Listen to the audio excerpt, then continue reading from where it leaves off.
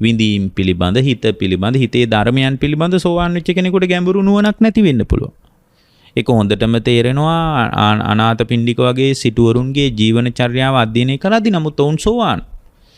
විශාකාව වගේ බොහොම ධනවත් කාන්තාවගේ ජීවන චර්යාව ගත්තාම හිතේ ඇතිවෙන ධර්මයන් පිළිබඳව ඇතිවෙච්ච ගැඹුරු අවබෝධයක් එහෙම තිබිලා නැහැ.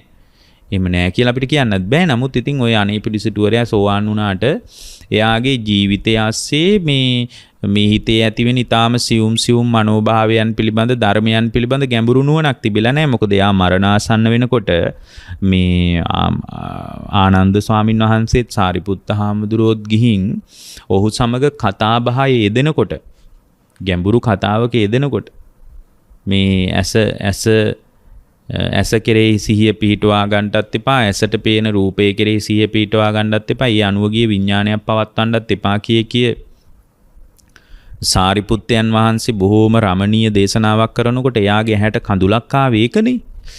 එයා අඬලා කියනවානේ මම මෙච්චර සබ්‍රහ්මචාරීන් වහන්සේලා ඇසුරු කළා, බුදුරජාණන් වහන්සේ බොහෝම කිට්ටුවෙන් ඇසුරු කළා, නමුත් කවදාවත් මේ බඳු ධර්මයක් මට කියලා නෑනේ.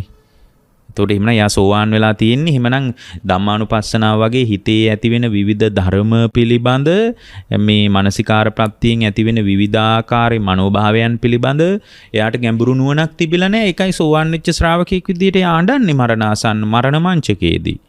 දැන් එහෙමනම් අපිට තේරෙනවා මේ කය පිළිබඳ ගැඹුරින් අවබෝධය හදාගත්තොත් ඒ හදාගත්ත තැනම සෝවාන් වෙන්න පුළුවන්. එහෙමනම් සතර සතිපට්ඨානෙම අවශ්‍යම